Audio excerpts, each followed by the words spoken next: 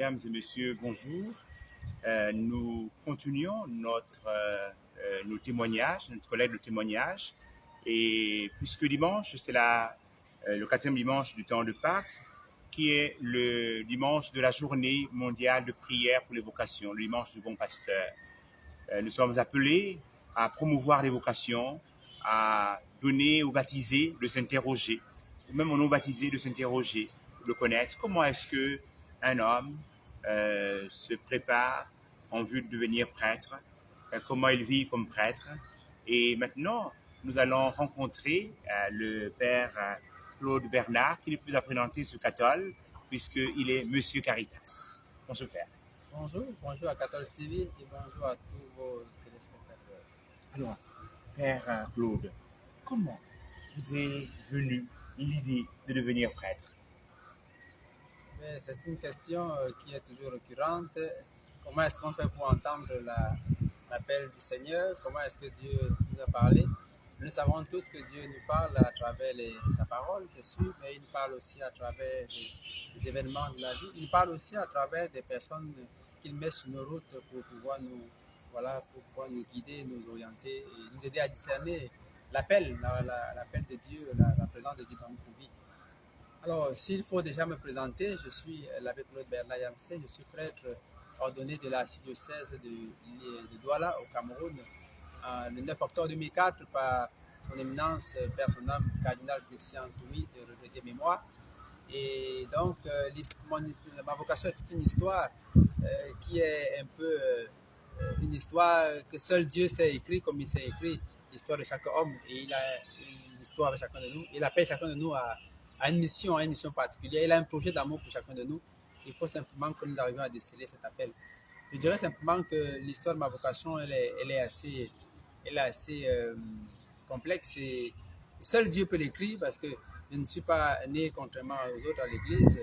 Donc, ensuite, j'étais un enfant qui a grandi dans la pauvreté, la misère des parents et aussi dans une zone de grande délinquance. Et naturellement, nous aussi, nous avons côtoyé la délinquance, la grande délinquance.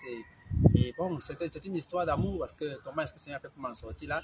Je pense que le Seigneur met toujours des gens sur nos routes à un moment donné pour nous appeler. Je pense que l'histoire de ma vocation va naître à partir d'une révolte contre moi, contre Dieu, contre tout le monde.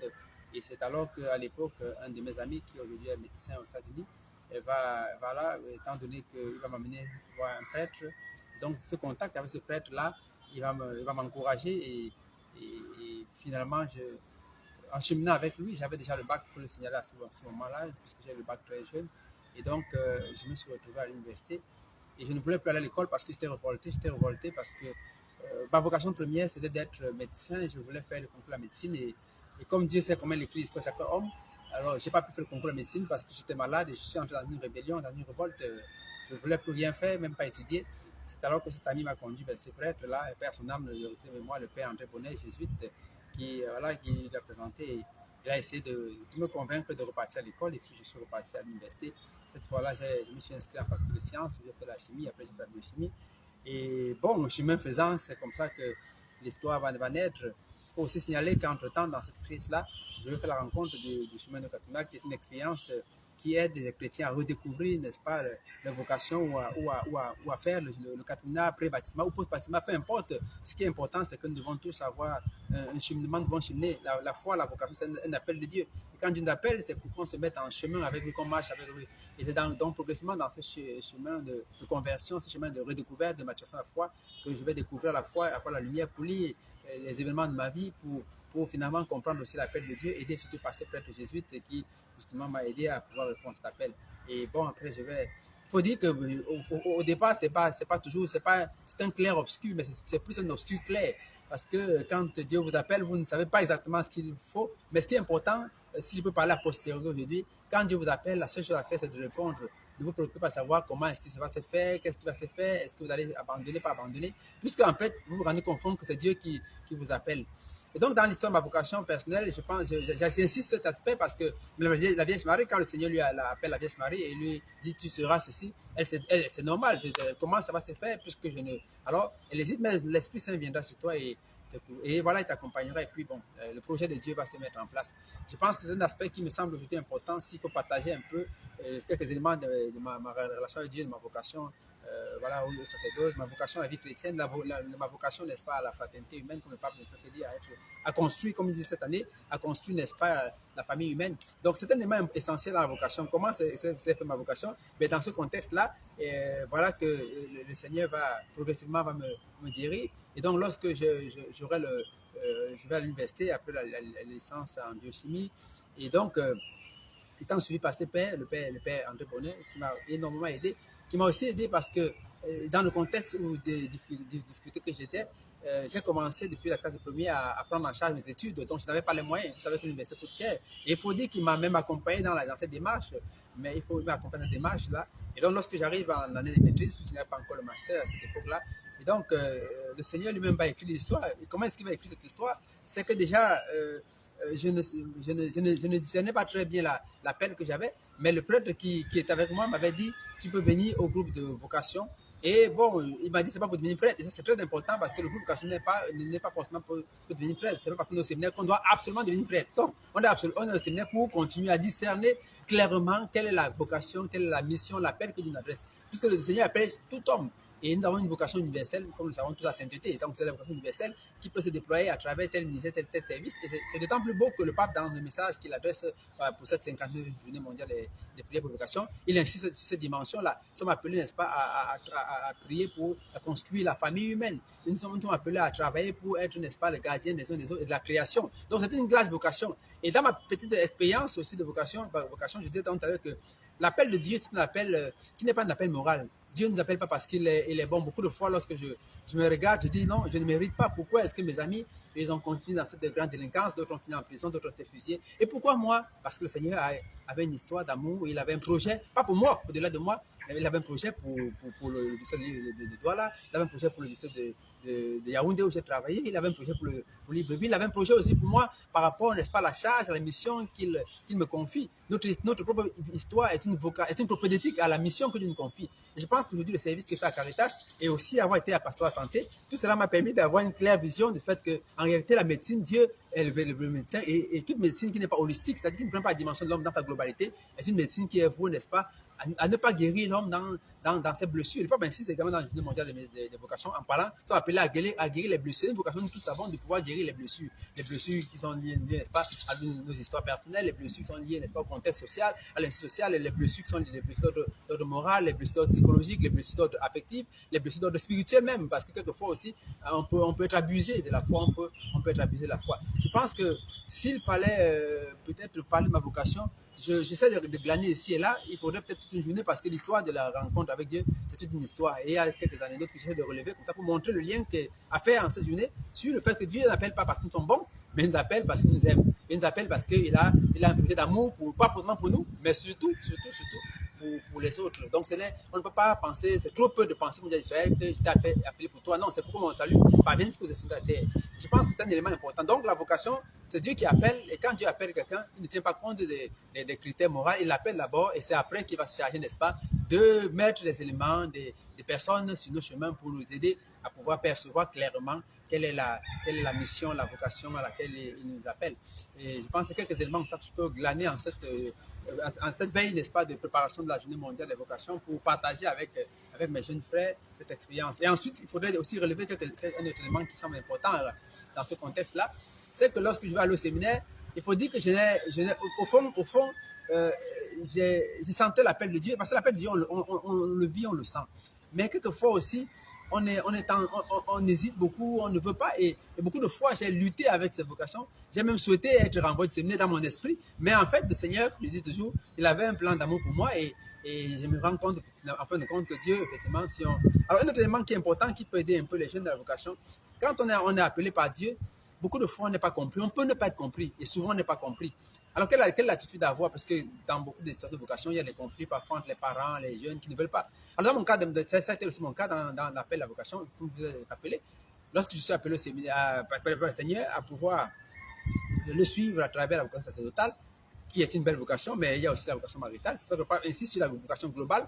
Et je pense qu'on peut aller plus loin. La vocation à la fraternité universelle, la vocation, n'est-ce pas, à prendre soin de la création. En fait, nous sommes tous embarqués dans une seule et même vocation, qui est la vocation, n'est-ce pas, de construire une civilisation d'amour. Donc, lorsque je suis appelé, il faut dire que les parents, au départ, ne comprennent pas, puisque dans ma famille, il n'y a pas de prêtre, il n'y a jamais de prêtre dans ma famille. Et ensuite, je dois abandonner les études, entre guillemets, pour eux. Ils ne comprennent pas très bien. Et donc, c'est comme ça que les parents vont essayer de me dissuader, ils vont me convaincre de renoncer à cet appel. Et Père, le Seigneur, à ce moment-là, m'avait donné aussi une parole de sagesse qui consiste un peu à aller poser la question, est-ce que c'est mon bonheur que vous cherchez ou bien est-ce que c'est votre bonheur que vous cherchez? Est-ce que finalement vous demandez qu'est-ce qui se passe à l'intérieur de moi dans ma relation avec Dieu, même si elle est de très brève durée, et votre relation. Donc, je pense que c'est des questions sur lesquelles aussi il faudrait que les parents attirent un peu l'attention des parents. De toute façon, si le Seigneur appelle les enfants, tout ce que nous avons fait comme parents, comme formateurs, comme tout le monde a pour mission d'accompagner cette vocation. Alors, un autre élément que je peux partager en cette journée mondiale de vocation, qui me semble essentiel, c'est que il faut on arrête de penser que la vocation n'est pas la vocation à être prêtre ou à être marié. Elle naît dans les familles. Les familles sont des terreaux de vocation. Et les familles doivent accompagner, même dans la formation des prêtres, n'est-ce pas? J'insiste beaucoup sur cette dimension, sur l'ancrage familial, parce que lorsque on va au séminaire quelquefois, on a comme l'impression qu'on est décentré. Oh, c'est la communauté tout entière qui éduque, qui forme à la vocation, qui discerne en fait. C'est pour ça que même dans les rapports des stages, il est important aussi que les chrétiens donnent leur avis, parce que c'est un avis de toute la communauté, la communauté entière qui se dédie, n'est-ce pas, à la prise en charge des vocations. Donc je pense que ne perdons pas de vue que la famille tout entière, c'est la communauté chrétienne qui doit prendre en charge, qui doit accompagner, qui doit soutenir, qui doit aider, parce qu'elle a aussi une mission de corriger, de nous aider aussi dans le service que nous avons. Donc c'est l'appel, en fait, l'histoire de ma vocation, c'est une histoire, comme je disais, c'est une histoire on peut passer des journées à en parler. Je peux relever quelques aspects si vous voulez. On peut faire une émission sur la vocation, mais je pense que au fond, c'est Dieu qui appelle cet homme. Il a un projet d'amour pour chaque homme. Et il a un projet d'amour pour chaque homme, mais pas pour lui, mais pour l'humanité entière. Vous êtes prêtre de l'archidiocèse de Douala, l'archidiocèse. Oui. Et vous êtes fidèle de l'homme dans l'archidiocèse de Libreville. Comment cela s'est fait?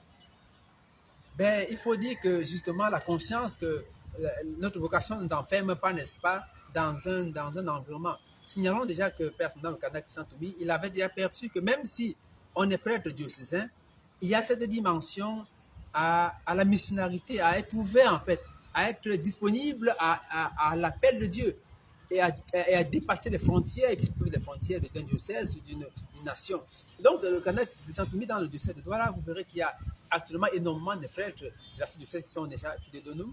Et d'autre part aussi, j'ai été formé dans un séminaire de Dr Martin, qui était un séminaire à la fois diocésain et aussi missionnaire à cette dimension d'ouverture. Et donc, il y a cette préparation à pouvoir être disponible, à pouvoir aller en mission.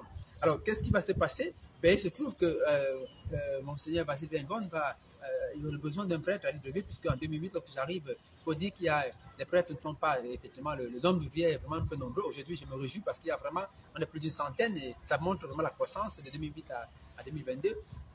Voilà, mais c'est pas suffisant parce que la moisson est toujours abondante, elle sera toujours abondante. Et voilà, peu importe l'ouvrier de la première heure, deuxième heure, il y a toujours le travail dans la vie du Seigneur, il n'y a pas de chômage. Et donc, il avait à la fois le Canada qui a fait une dimension d'ouverture et ma formation qui me rendait disponible à pouvoir aller en mission. Ce qui n'est pas toujours évident, l'appel de Dieu une fois de plus. Donc, lorsque je suis ordonné prêtre en 2004, je fais une année, plus ou moins une année et demie en diocèse de Douala. Et puis, je suis envoyé à l'Université catholique pour faire quelques années de théologie morale. Et donc, en même temps, j'exerce comme vicaire à la paroisse Saint-Charles-Martin de Foulane, qui est à Yaoundé. Et donc, lorsque je finis les études, je rentre dans ma tête, justement, je rentre pour pouvoir rester tranquille, en paix dans le diocèse. Et il se trouve justement qu'il y a ce projet qui s'est noué entre Monseigneur Basile et son frère dans l'épiscopat, le cardinal Christian priorité mémoire.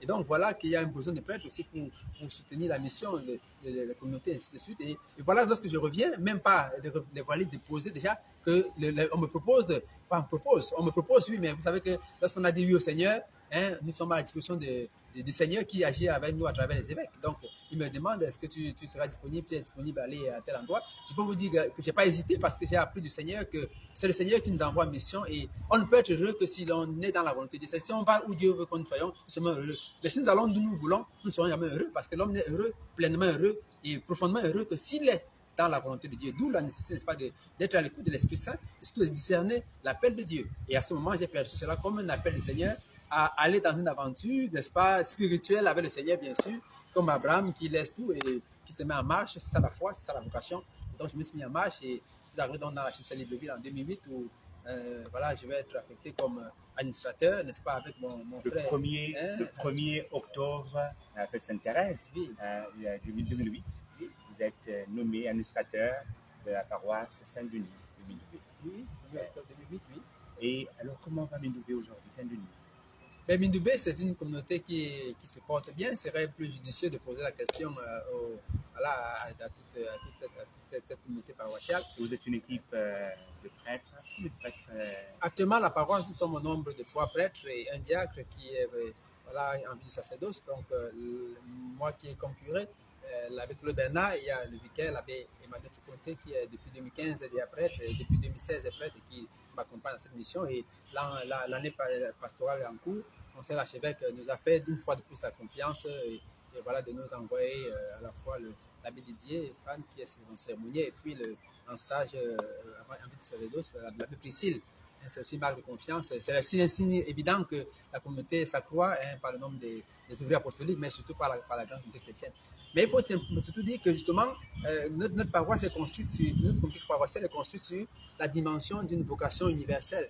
Chaque baptisé, parce que je pense que ça aussi, il faudrait qu'on sorte de ce schéma de penser que la vocation, c'est une affaire simplement de prêtres. Je pense qu'il faut que, même si c'est la journée mondiale de vocation de prière pour la vocation des prêtres, ça c'est total ou religieuse, mais il faut qu'on comprenne qu'en réalité, la vocation est une affaire de tout baptisé. Par le baptême, nous avons reçu la vocation, n'est-ce pas, la vocation, en ce temps pascal, de témoigner de ce que nous avons vu, ce que nous ayons vu, ce que nous aurions entendu, ce que nous m'avons touché, comme dit Saint Jean, le Verbe de vie. Nous avons tous cette vocation à pouvoir porter, n'est-ce pas, la joyeuse nouvelle, la bonne nouvelle du Christ ressuscité, n'est-ce pas, la lumière du Seigneur, n'est-ce pas, à toutes ces personnes qui gisent dans l'obscurité, dans les ténèbres, qui souffrent dans leur cœur, dans leur corps, dans leur esprit. Et je disais, dans notre communauté paroissiale est bâtie sur une vision qui est très claire. Et donc, comme pasteur, au-delà de 10 ans aujourd'hui, je suis dans une gratitude profonde de voir comment le Seigneur, jour après jour, je suis tout à fait toujours heureux de me rendre compte qu'on parle du synode, de la communion, de la participation et de la mission.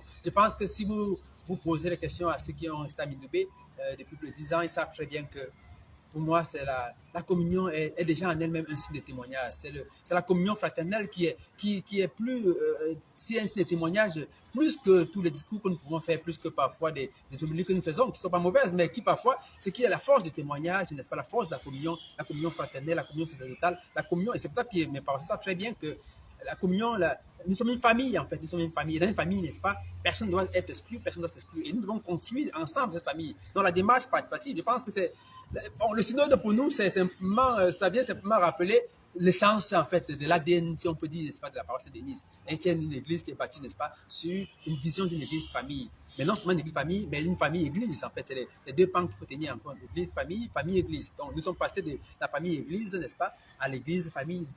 L'Eucharistie qui fait l'Église, c'est l'Église qui fait l'Eucharistie. Donc je pense que c'est une communauté qui est joyeuse, qui, au-delà des difficultés, qui est normale, qui est inhérente, mais qui a appris jour après jour à se construire sur les 3 piliers de la vie de l'Église, n'est-ce pas, à savoir l'annonce de la parole, les services liturgiques, l'Eucharistie quotidienne, les célébrations de pénitentielles, et puis naturellement le service de la charité. Et à propos de ça, pendant le carême, nous avons eu quand même à poser quelques gestes essentiels qui ont mobilisé toute l'attention de la communauté paroissiale. Nous avons pu aider quelques personnes à être opérées ou payer des billets d'avion à des expatriés.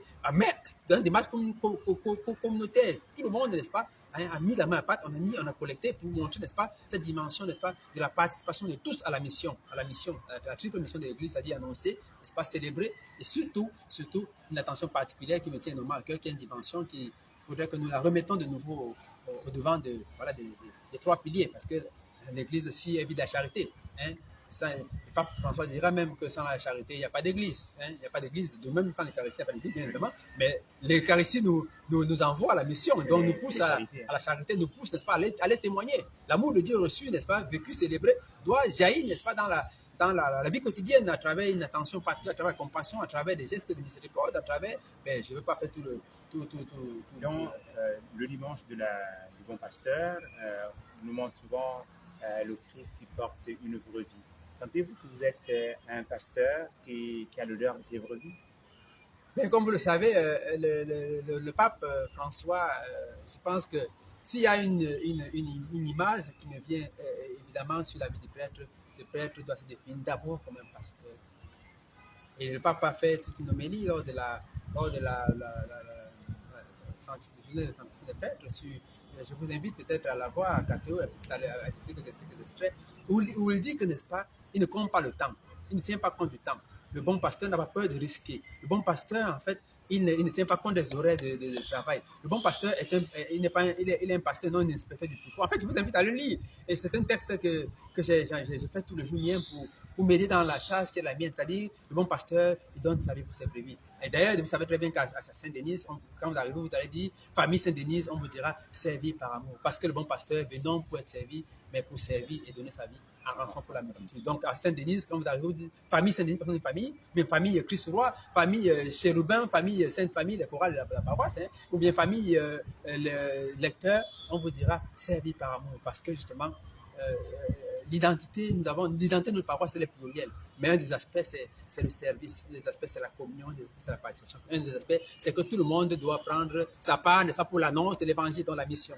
Je pense que voilà, c'est ce que je pourrais partager avec vous en cette veille, n'est-ce pas, de la journée mondiale de prière pour les vocations. Prier aussi pour que le Seigneur puisse voilà, susciter d'abondantes vocations. Prier aussi, je demande que vous priez pour moi, que nous soyons, mes confrères, que nous soyons des pasteurs selon le cœur de Dieu. Des pasteurs qui ne sont pas des inspecteurs du troupeau, mais qui sont des véritables pasteurs, qui sont prêts, n'est-ce pas, à pouvoir risquer, à prendre des initiatives, à donner sans compter, à se donner entièrement pour que justement, voilà, la brebis qu'elle puisse prendre soin sans distinction de race, sans distinction de classe sociale, prendre soin de chacune des brebis et surtout la brebis la plus chétive, parce que le Seigneur nous dit lui-même l'option préférentielle pour les personnes fragilisées.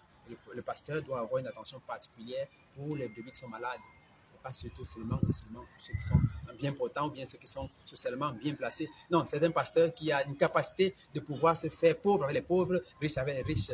C'est un bon pasteur. Et, il sait vivre dans l'abondance, mais il sait aussi se priver. Il sait aussi vivre de la gêne, n'est-ce pas, pour que puissent grandir, n'est-ce pas, ses frères et sœurs dans cette mission universelle, n'est-ce pas, comme dit la vocation universelle de tous, n'est-ce pas, à construire une fraternité humaine. Pape le rappelle chaque fois, la vocation à construire une société de l'amour, une civilisation de l'amour, pour un plus de fraternité, plus de justice aussi.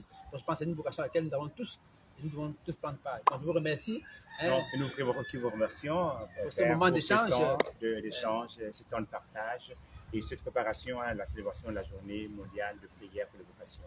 Merci à vous aussi. Et, je suis toujours disponible à chaque fois que Catholic TV aura besoin de moi pour qu'ensemble nous puissions justement ensemble dans une démarche voilà, synodale, ensemble communier et participer, n'est-ce pas, à cette mission qui est une mission universelle. Merci. Nous vous remercions sincèrement, l'équipe technique et toute l'équipe de Catholic TV Gabon, des médias. Je vous remercie pour ce partage et nous comprenons mieux l'être, votre engagement en Église, ce choix préférentiel pour les pauvres qui doit être l'option de tous, mais dans lequel vous êtes grandement engagés. Nous vous disons merci, Père, pour ce beau témoignage. Merci beaucoup à Catholic TV et à très bientôt sur vos antennes. Merci. À bientôt. Merci. Bon, mais